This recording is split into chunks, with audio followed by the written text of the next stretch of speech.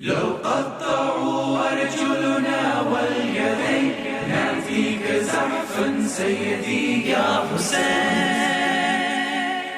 I will come crawling to you, Hussein. I will come crawling to you, Hussein. They can cut my arms and my legs. They can take everything that I have. I will come crawling to you, Hussein. I will come crawling to you, Hussein. أعوذ بالله السميع العليم من الشيطان اللعين الرجيم. بسم الله الرحمن الرحيم. الحمد لله الذي هدانا لهذا وما كنا لنهتدي لولا أن هدانا الله. والحمد لله الذي جعلني من أمتي سيد المرسلين خاتم النبيين طه وياسين أحمد محمود أبو القاسم محمد. ومن المحبين عترة الطاهرين لعنة الدائمين من الآن إلى يوم الدين على أعدائهم. أما بعد، قال الله سبحانه وتعالى في كتابه المجيد وفرقانه الحميد وقوله الحق. بسم الله الرحمن الرحيم. وتعاونوا على البر والتقوى ولا تعاونوا على الإثم والعدوان واتقوا الله إن الله شديد العقاب. صلوات.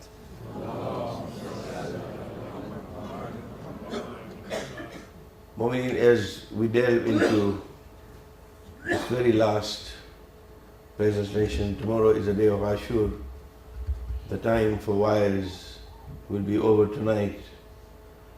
I'd like to thank all of you for your patience in enduring some of my broken words. Inshallah, we hope that Allah subhanahu wa ta'ala gives us the tawfiq to reflect upon the sacrifices of Shuhada Karbala, and that we come back to this Hasnain Hussein next year, inshallah, with a renewed vigor, saying to our Imam that, Ya Hussein, we have not just proclaimed, as we heard in the powerful Gujarati poetry, that we have not just proclaimed your name, but truly we have done something that is positive for humanity, so that we have brought this world to be a little better place. Secondly, I just feel that perhaps a clarification is in order.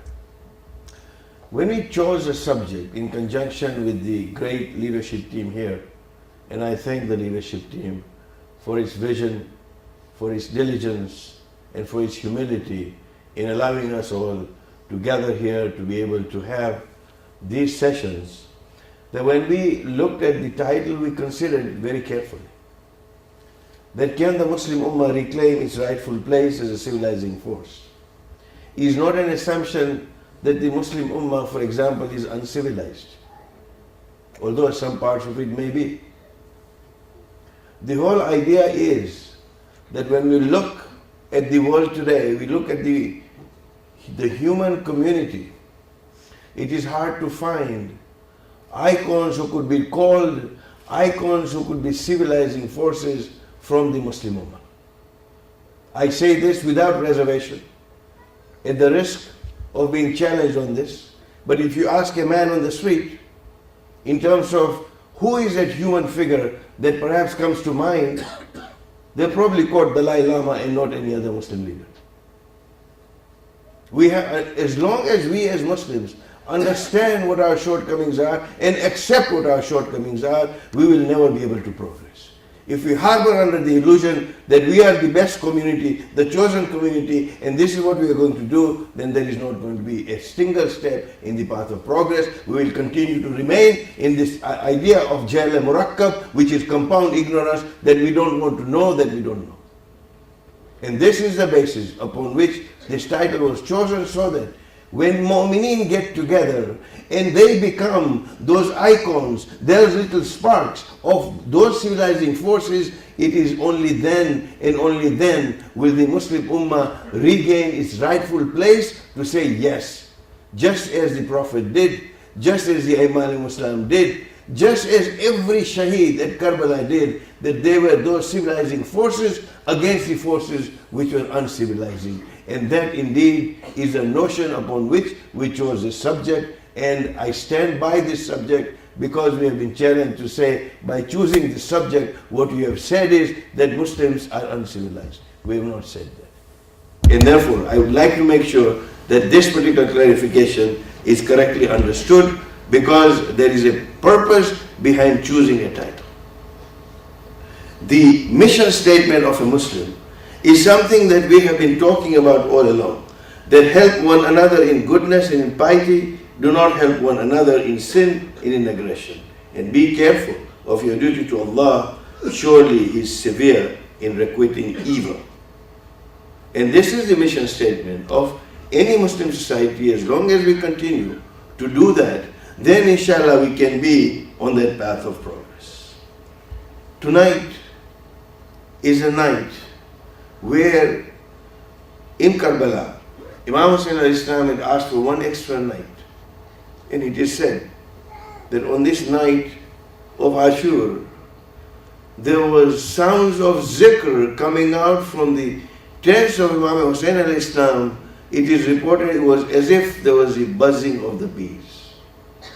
This is a night of zikr. This is a night of reflection.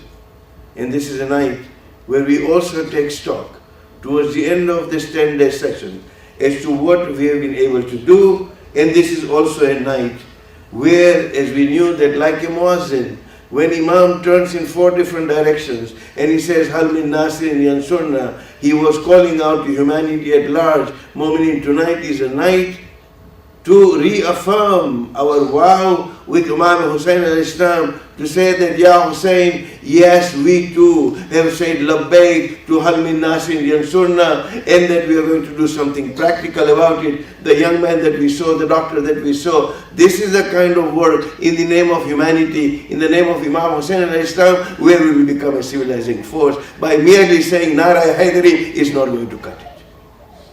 And this is truly the labbaik that we are talking about, Mu'mineen. And tonight I want to apologize. We had plans to actually go through these 10 sessions that you have in front of you. We have only been able to cover 5 during this time that we have. And tonight I have to go to number 10 because I have to skip the other ones so that we are able to bring towards a conclusion to say what truly is the essence of Karbala.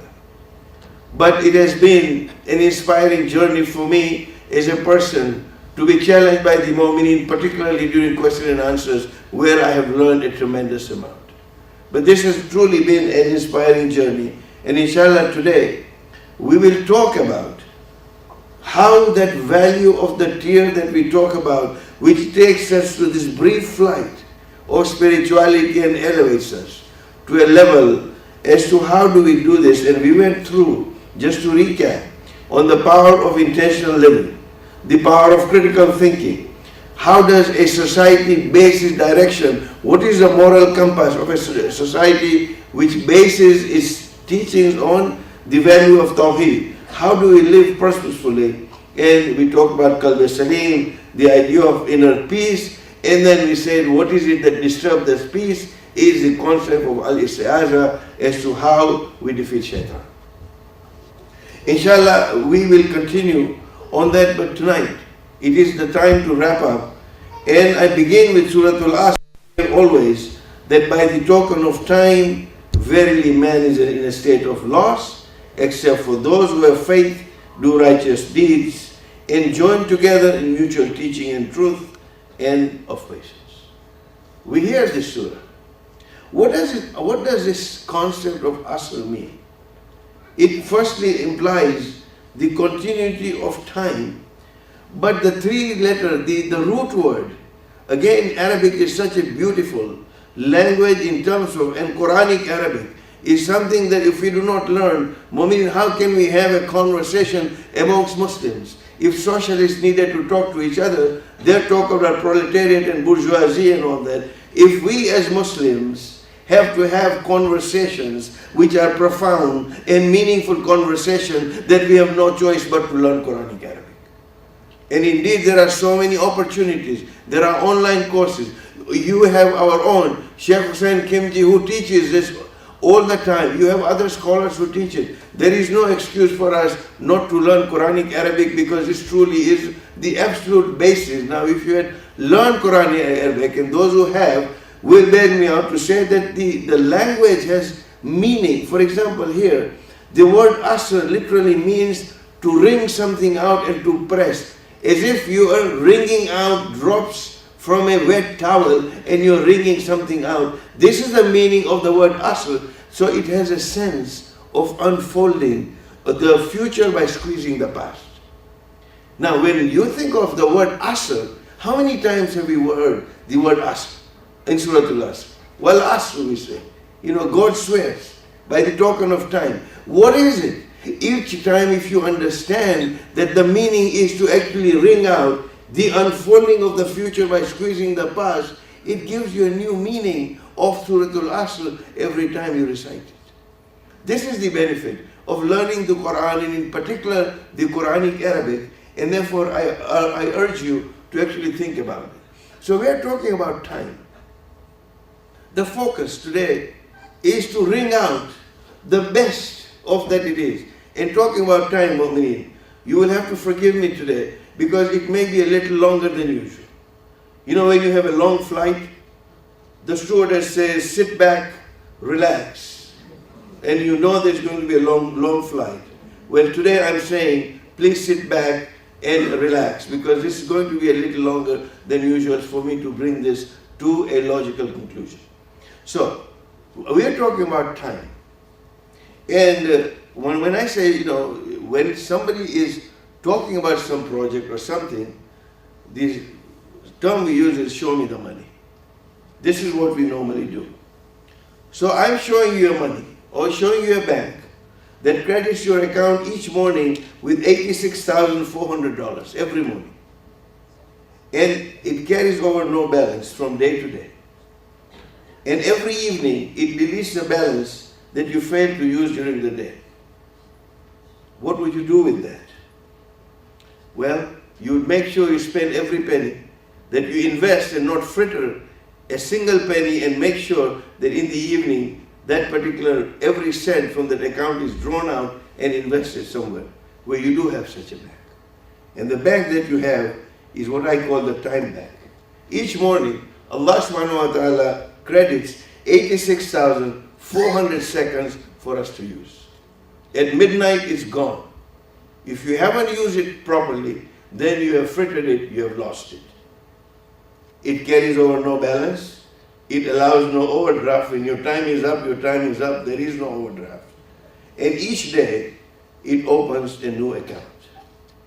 For any sensible person, it makes sense that if you fail to use the day's deposit, the loss is only yours. And that is the value of time. We are told that time is a witness to life and death. Time is a witness for what has passed away in human history. Time is a witness to the success and failure of individuals.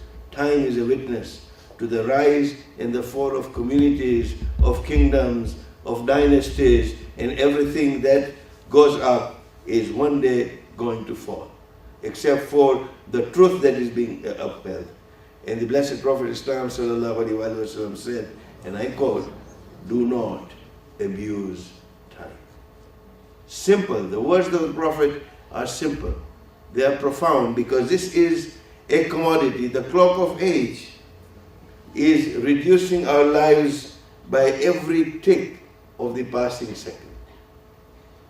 Every breath that we take is a step towards death. And this is the value of time. It is the most valuable capital that we have.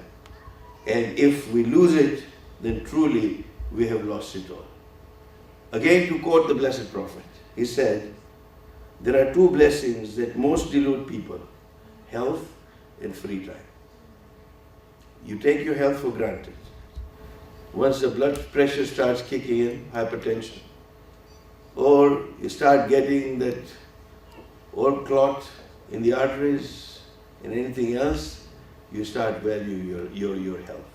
When you had it, you took it for granted. Same thing with free time. How much free time do we have? And sometimes we think we are extremely busy. When you truly account for every second, every minute that you spend, everyone can take out at least some time for doing some good works, which I call the khums of time. And you don't need any Marja's permission to use that for sure. Gift of the Creator is something that we have, meaning that the proper use will determine our outcome for eternity. And just to give us a perspective, because you have to have certain illustrations in your mind to realize the value of 1 week. Ask the editor of a weekly newspaper. To realize 1 hour, ask Layla and Majnun who are waiting to see each other. To realize the value of 1 year, ask a student who failed a grade. And to realize the value of 1 month, ask a mother who gave birth to a premature baby. To realize the value of 1 minute, ask a person who missed a train. And to realize the value of 1 second, ask a person who just avoided an accident. And to realize the value of 1 millisecond, ask a person who won a silver medal in the Olympics. This is the value of time if we truly understand. Therefore, rather than mull over the time that went, because yesterday is history, tomorrow we don't know, tomorrow is a mystery, today is a gift, and that is why it's called the present. This is what it is. Today, the power of now, living in the now. Sometimes we are so worried about the past or so engrossed in planning the future that we actually don't live now. A lot of people say, well, so-and-so has a great memory for faces or a great memory for names. You know most of the time what it is? It is that you are living in the power of now, that when you shake somebody's hand or meet somebody and look at them or look at their face, you actually look at that. You're not thinking about 15 different things that I haven't sent 3 texts and an email is waiting for me and the bank manager is waiting. I'm thinking while I'm shaking Bashir's by hand here, I have no idea next time I meet him that that's Bashir. But if I was in the now, if I was present when I was doing something, it is only respecting another human being. It is only respecting the project that you're on, that you're totally focused on the now, so that you're not too worried about yesterday and not so worried about tomorrow, and you're doing the best that you can now, because you really don't know what is going to happen tomorrow.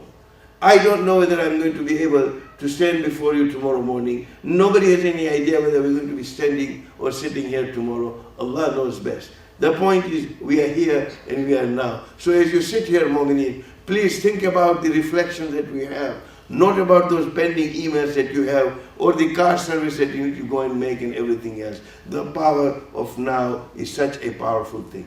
Indeed, there is a great book that I would recommend. If you really want to think about spirituality from a much wider angle, and this is not written by an Ayatollah or a Hujjatul Islam, it's written by a Christian spiritual philosopher, and he talks about the power of now. And it is such a powerful book in terms of how do you imbibe the now, in order that your spirituality is able to come out and you can truly savor the moment that Allah has given you in the best of times, in the best of ways, and truly if that is being done in the service of humanity, it couldn't even be better. And this truly is the idea of understanding. Otherwise, the Blessed Prophet predicted this. He said that one who wakes up with his whole attention directed towards the world is cut off from God, and God will make him accompany 4 qualities. This is the word, the hadith by the Blessed Prophet. if you're totally engrossed in the world, then God is going to give you 4 things. What are those 4 things? He says, endless sorrow, never-ending occupation. Are we ever free? It's never-ending, one thing or another, because we are so engrossed. A needlessness which is never relieved. It's one thing after the other. Young man climbs, on the economic ladder, or a young woman, and now I need to buy a better car for myself. And then I need to have a bigger house, and then the kids grow up, and then they have to have something. It's a neediness which is never relieved. It's always on the never. And a hope which is never achieved. If the Prophet says you're totally engrossed in this world without any thought for anything else. So I'll share with you a little poem which is interesting, and I'll go through it very quickly. He said, I knelt to pray, but not for long. I had too much to do. I had to hurry and get back to work, for bills would soon be due. So I knelt and stayed a hurried prayer and jumped off my knees. My Muslim duty was now done. In the office, you just finish it quickly. My soul could now rest at ease. All day long I had no time to spread a word of cheer, no time to speak of Allah to friends, no time, too much to do. That was my constant cry. No time to give to souls in need, but the time to die came, I went before my Lord. I stood with downcast eyes, for in his hands the angel held a book. It was a book of me. The angel looked into the book and said, your name I cannot find. I once was going to write it down, but I just never found the time. If we are so busy, it's truly something that one needs to understand, that time management is indeed the management of life itself. This is the value of time. And once again, the Blessed Prophet ﷺ said, and I quote, he said, value 5 things before 5. And these are your youth before old age, your health before sickness, your free time before being occupied, your wealth before poverty, and your life before death. Simple words. If we take this to heart, then we can truly manage our life. I could go giving examples, but this is an imaginative, creative audience. I don't need to go. We can apply this to say, how do we do this? As to what things do we value? And particularly, when you have these calamities, and they come to sometimes remind us that it's brought to our attention the reality of death, the calamity in the Philippines right now. Okay, and the ponderance over the purpose of life. Remember the ultimate reality, that it is kullu nafsun dha'iqatul maut, that each living thing surely must taste death.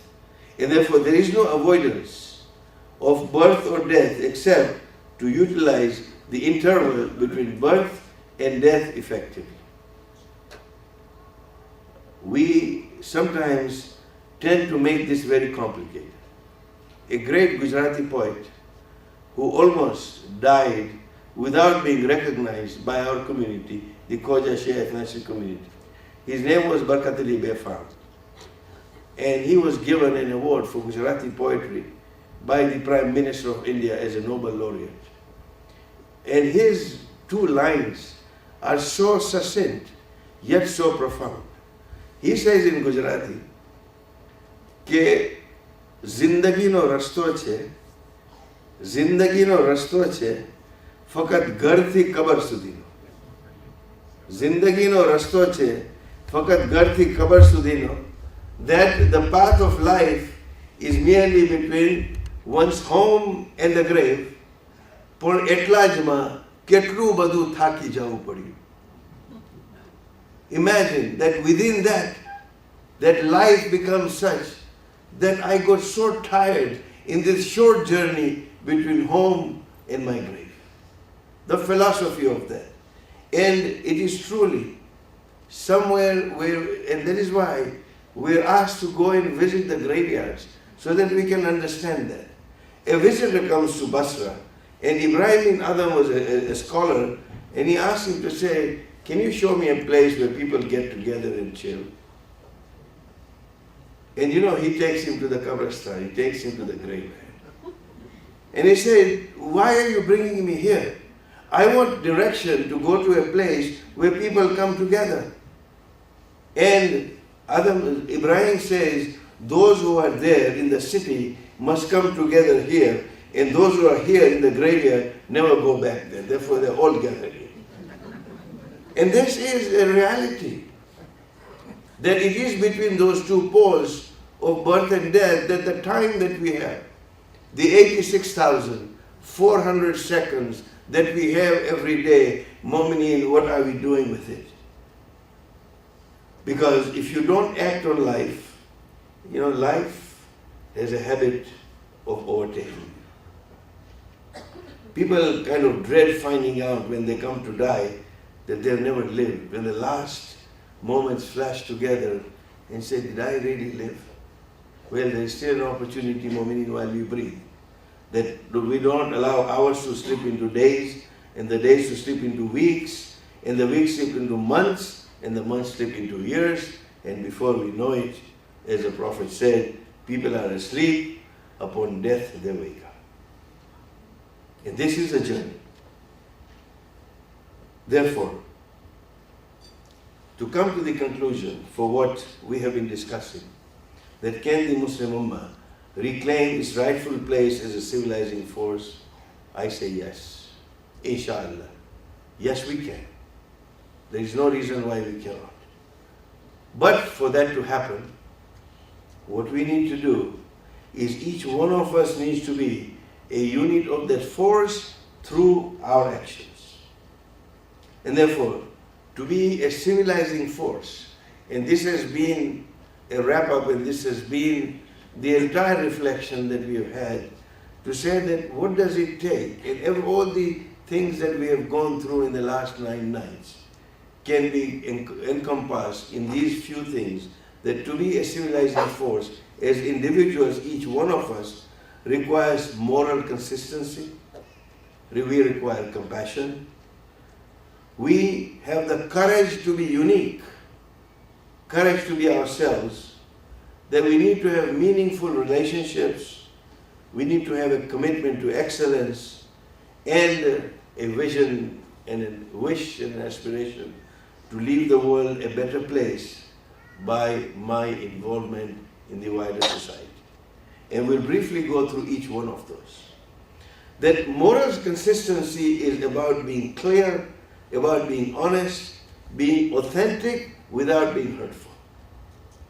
Who you are speaks more loudly than anything that you will say, and the idea is to walk your talk, as they say.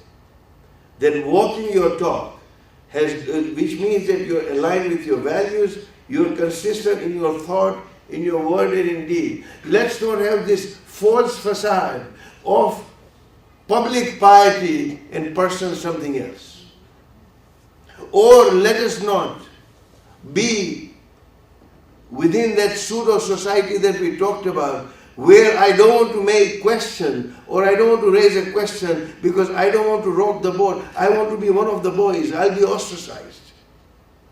That means that there is no moral consistency. I'm thinking something inside and my words are saying something else. That is called nifaq.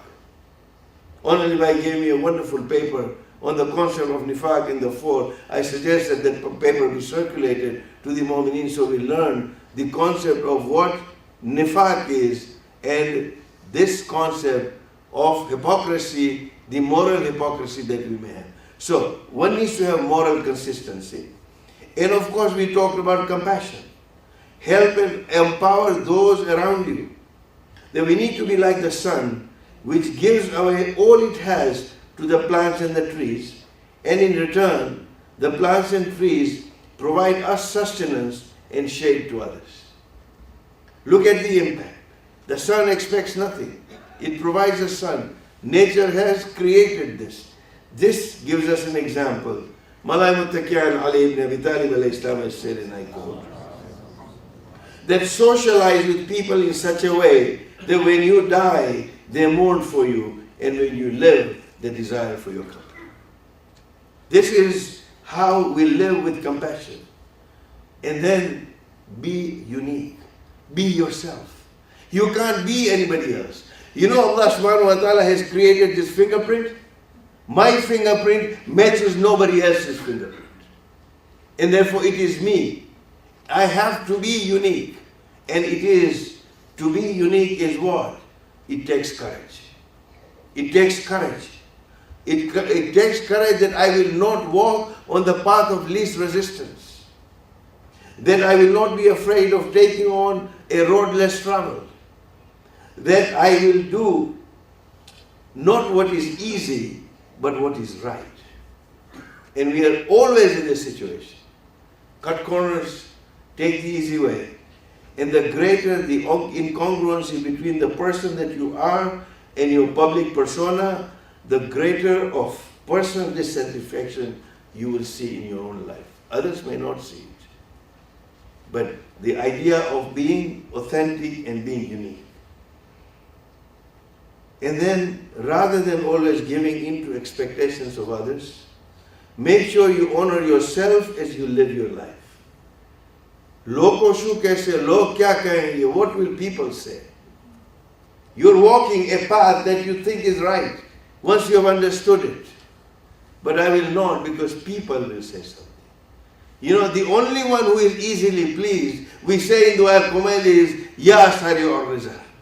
He is the only one who is easily pleased. You cannot, we learn from the anecdote of Hazrat Luqman, you can never please people. And we learn from the anecdote of the 10 almonds, where one almond was bitter, we were reminded about one bitter almond. We will never please people. And therefore, one needs to be unique and to live one's own life, know yourself, improve yourself, be yourself. We talked about the concept of emotional intelligence, of knowing oneself. And knowing oneself, knowing one's nafs. And at the end of the day, it is you who has to live most with yourself. And this is the idea of being unique. The second thing, the other thing is, commit yourself to excellence.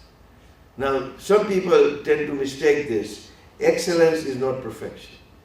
The only perfection is Allah subhanahu wa ta'ala. There is no question of perfection. No one is perfect.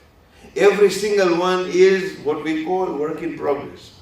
To be very nice and diplomatic. We're all work in progress.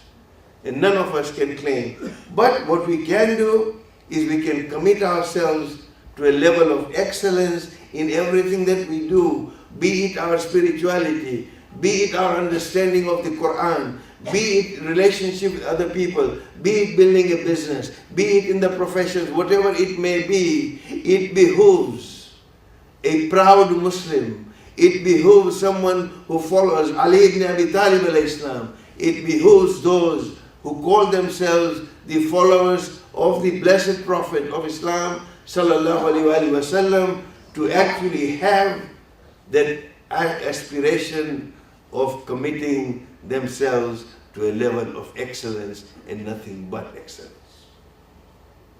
The quest for excellence, as I said, is not a quest for perfection. For only Allah is perfect, and the quest for that excellence is a willingness to acknowledge that this is the talent that I've been given by Allah subhanahu wa ta'ala.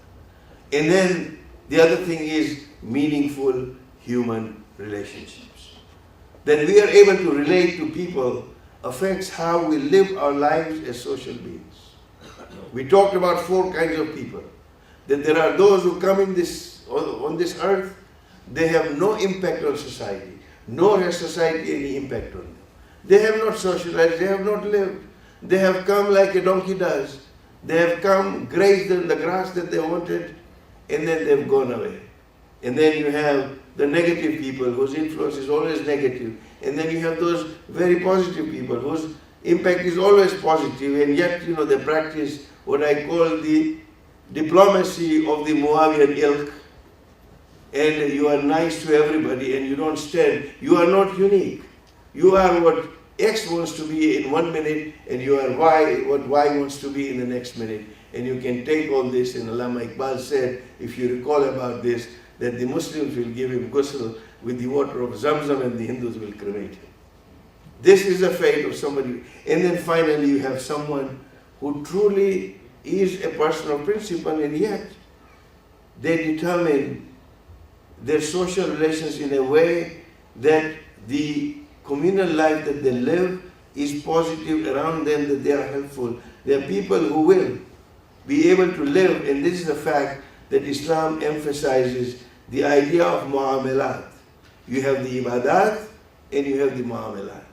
You have hukukullah and you have hukukul ibad. Mu'amalat are part of the hukukul ibad. That is an essential component of our deen, which clearly indicates that we have a duty and a responsibility towards your fellow beings. We talk about the Universal Charter of Human Rights. It's a good document. It's a beginning. But has anybody presented to the United Nations the treatise of the rights that Imam Hussein talks about? That treatise, if you look at it, it talks about human responsibilities first. The Risalatul Hukuk is a book reminding us of human responsibilities as first before human rights. If we all understood our human responsibilities and gave what we needed to do as part of our responsibility, then the others would automatically have their rights. This is what we discussed yesterday in terms of justice and generosity. Justice is that when everybody deals with their human responsibilities rather than asking for their rights. And indeed, a society that only has those who claim their rights and not exercise or give what is due to the society as a responsibility is a society that has strife. Simple example. Alhamdulillah, we have a great community here. We have a great bunch of volunteers who come and serve us. But if we had more volunteers, or for example, turn it around, that if we had more people who wanted to come and sit and enjoy this, and we had very few volunteers, this would be a community of strife, because volunteers would not be able to serve. But if more people volunteered who wanted to give, and less people who wanted to take, there would be a society of aman. There would be a society of peace and quietude to say people are sharing. So we're talking about responsibilities and we're talking about rights. And therefore, when we live, the idea of meaningful human relationship is to see that we absolve ourselves of our responsibilities first. And lastly, to leave a legacy. Idea is to leave a legacy. And there are many ways to leave a legacy.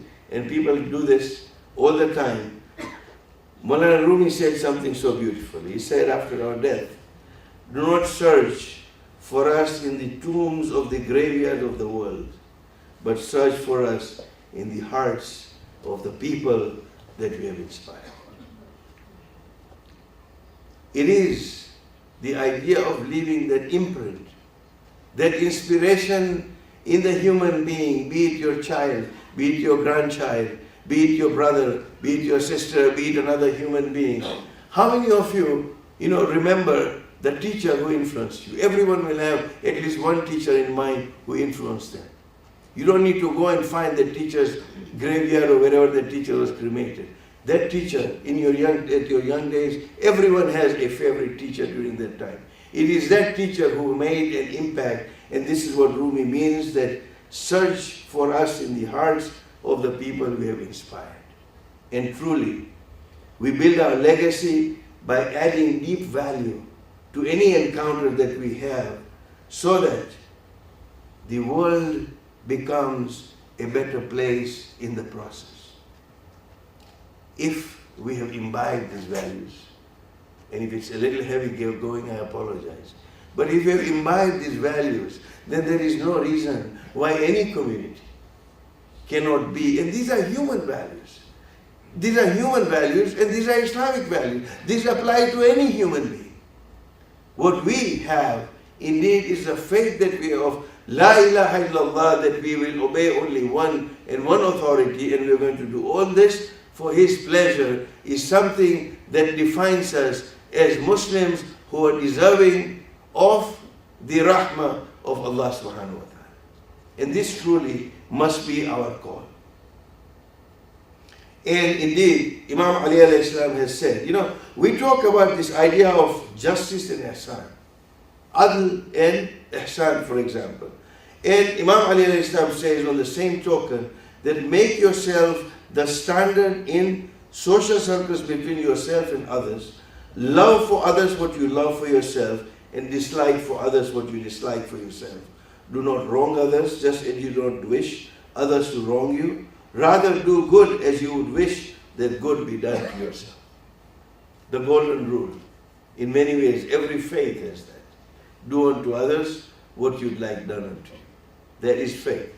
Indeed, when I looked at the golden rule in different faiths, I found that amongst the best explanations of the golden rule happens to be in the Torah. In the Torah, what it says is that don't do unto others what you would not like done to us. That is faith. All else, the Torah says, is commentary. And that is the basis of faith, that when we are talking about that. And so, when we have these attributes that come together, and we are able to do this, then we are thankful to Allah subhanahu wa ta'ala. But gratitude is not merely saying shukr in your sajda 100 times. It goes beyond that. The ritual of shukr, or we say 2 rakat of our salat as namaz al-shukr. Truly, it is a good habit. It is a wonderful habit. But there needs to be an essence of that gratitude. The gratitude and the quality of being thankful is not as simple as we sometimes think. The subject is not really the English equivalent, but the Arabic word shukr has numerous derivatives. Yes, gratitude is an attitude, let alone, a comprehensive meaning. So it's much more than that. And the idea of shukr is much deeper. All I want to do is not go to dictionaries, because then we'll be talking again about some debate in semantics. I just want to leave dictionaries aside and let us journey just for a few moments into nature, because nature teaches us so many things. And this is the contemplation that we need. And no, I have not taken up a new subject of animal husbandry. I'm talking about camel in the middle of the desert. It's truly a miracle. We're trying to understand gratitude. Let's look at the camel. It's a miracle for this cutely boisterous animal to forage and survive the harshest of environments where the camel operates. We know the environment that the camel operates. What is more profound is this camel that feasts upon, if I can call it feast, on thorns and bushes and dry leaves, produces milk which is very full, because camels are known for their super efficient bodies that they have been created for. And they produce milk, bear with me just for a few seconds, which is 10 times more, has 10 times more iron than cow's milk, 3 to 5 times more vitamin C, is rich in B vitamins, is high in immunoglobulins, it's very high in protein, is high in minerals, is low in fat. It's like 1.8 to 2% fat compared to 3.5 to 4% in cow's milk.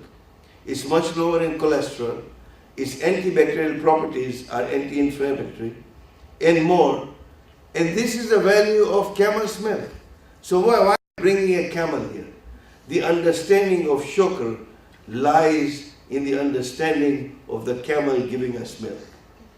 It takes from the wildest in the thorniest of bushes, seemingly to the eye which is scarce and insufficient, takes from it what it needs to sustain itself. And yet, it yields significantly more praiseworthy gift in the form of milk and benefits its young as well as human beings. So what is this lesson that we learn in terms of gratitude? That shukr is more than being gratitude. Shukr is not just being grateful for one receives and gives benefit to the other, but it is to receive little and give more to the others. This is the meaning of shukr, to say that you utilize it only in ways that is pleasing to the benefactor. You utilize it in favor which is beneficial over and beyond yourself. And shukr, true, also has an inward and outward reality. Outwardly, we use our tongue to thank, but using our limbs to effect the unconditional and beneficial altruism, so that we receive little. If I have much and I give little, it's part and parcel of giving and charity. And may Allah give us tawfiq to all of us to at least give little from the much that we have. But when you have little and you give much, that truly is a meaning we learn from a camel in terms of what we call shukr and altruism. And that brings me on to what we are really gathered here.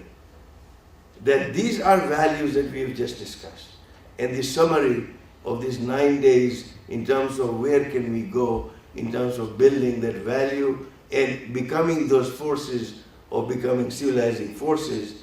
And this is accompanied by Allama Iqbal to say, Haqiqat abadi hai maqam shabbiri, badalte rehte andaz kufi o sham. That these things keep on changing. It is Husainiyat, which is a symbol of devotion and love to Allah, which is constant. Yazidiyat, worldly power and authority, is something that continues to change. And this spirit was shown by the rulers of Kufa and Syria were always changing. And the place Imam Hussein has achieved is a reality which is being held for all times to come. It is that reality that we are here to honor. And if this 10 days will give us to be a civilizing force, then we truly are with Hussein. So what is the relevance? That whoever is with Hussein cannot pledge allegiance to the oppressor, nor can such a person fight alongside an oppressor, nor can such a person accuse or excuse an oppressor or justify his oppression. All the values that we've talked about, this is something that's relevant, and therefore for us to reflect that shorten your tears when they're tears of history. Shorten your tears when they're tears of history, and let them flow when they're tears of the oppressed and the downtrodden human beings today. That is the value, and that is why Islam and Muslims can be a civilizing force if we follow this. And therefore, when we talk about moving with Hussein, these are the last days where we reflect to say when we move with Hussein, do not move with Hussein in history only. Instead, move with him in reality, in revolution, in change in the contemporary times. And truly, this battle has been going on. Again, another couplet in Farsi by Allama Iqbal to say Musa Fir'aun Shabir Yazid Indo Quwat As Hayat Ahmad Padid. Truly it is a basis of Fir'aun and Musa, Hussein and Yazid. This is where, since the creation of life, these two opposing forces have been at war with each other. We, who proclaim to the followers of Imam Hussein al-Islam, can no longer just mouth our platitudes. We truly have to be. And it was not a matter of age or gender. Everybody has an equal responsibility. For Habib ibn Mazahir, age was not a criteria. The youth of Qasim ibn Hassan and Ona Muhammad, it was not a matter of youth or the bravery of Abbas and Ali Akbar, or the innocence of Asghar and the bravery of Bibi Zainab. So it was not a matter of age, it was not a matter of gender. Each one of us, question is, Mu'mineen, having listened to all this, having partook into this, do we intend to make a commitment to Imam Hussein's objectives? Do we wish to continue in our culture of complacency, or do we do something that we are going to be proud of on the Day of Judgment to say, Ya Hussein, we upheld that alam that we did. And this is our call, Mu'mineen. Tonight is a night of Hashir. And tonight we remember baby Ali Asghar. And a quote that comes to me, which is so heart-rending, where Hurmala was asked, when he was captured by Mukhtar, Hurmala was asked to say, "Oh Hurmala, did you ever cry? Did you ever have a pang of emotion in Karbala?" And Hurmala, his lips quiver and he says, "Yes. Yes." He said, "When I lifted my bow and when I pointed that arrow, what I saw was a curtain move in one of the tents, and my hands froze for a minute. And I thought, maybe there is the mother of this infant behind that curtain." So heart-rending is the story of Janab Ali Asghar. It is said that when you have this passion plays, in some of the Middle Eastern countries, and once they could not find somebody to actually be Hurmala because no one wanted to be that. And they find somebody who did not know anything about the story of Karbala. And they bring a person, a non-Muslim, to say, all you have to do is this, just point an arrow through the passion plays, the tazia that we understand it. As he imbibed the atmosphere and as he understood the story, he throws that bow and arrow that I cannot even act like that. This was the heart-rending story. And Mu'mineen, this was a time that no one remained, none of the men, apart from Imam Hussein al-Islam, remains on the day of Ashura. And this was a time that Imam Hussein al-Islam utters the famous istighas of Hal min Nasin Yansurna. It is said that baby Ali Asghar threw himself out of his crib. Imam Hussein goes, when he hears the sounds coming from the Khaima, he goes back and he says, "Rubab, oh Rubab, let me take him to Yazid's army. Surely they cannot possibly deny this little infant a few drops of water." Oh, this, and then Imam takes him up and says, "This child has done you no harm. He is dying of thirst. I am begging you for a few drops of water for him." It is, and then, since there is no reply, Imam says, if you are afraid that when you bring Asghar any water, that Hussein will drink some water, I will put him on the ground and you can come and give him some more water. Alas, Mu'mineen, alas, there was no response. Imam Hussein picks up Hazrat Ali Asghar again and he says, oh my son Asghar, show them how thirsty you are."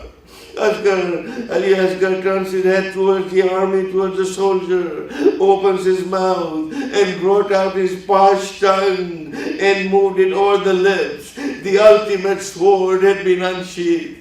There was commotion within the army, and the order comes to say, "Iqtal Kalam al-Hussein," cut the words of Hussein before there is a revolution. Mu'mineen, I do not have the words to actually describe what happens later as to what Hurmala does. Mu'mineen, I simply do not have the words to describe the heinous act of Hurmala. Suffice it to say that suddenly Imam Hussein al-Islam has blood in his hands. He looks at the sky and he prays that, Ya Allah, give me courage in this most difficult moment of my life. No prophet ever was subjected to a test as severe as this. Mu'mineen, as we know, and when we do the Amal tomorrow, we follow the footsteps of Imam Hussein alayhi salam. He walks back and forth 7 times before he takes the body of Hazrat Ali Asghar back to the tents. And lastly, perhaps thinking that maybe this body might be spared as to he knew what was to come, Mu'mineen, he buries the little body of Hazrat Ali Asghar in the sand with a shallow grave. Alas, Mu'mineen, when the bodies of the Shuhada were trampled upon and their heads severed, they did not leave And he asked her to, Inna lillahi wa inna ilayhi raji'un.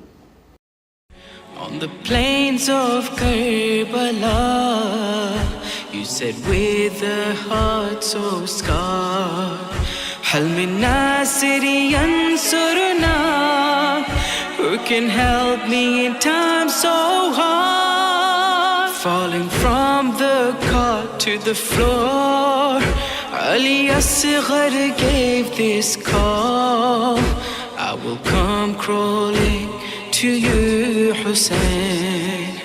I will come crawling to you, Hussein. They can cut my arms and my legs.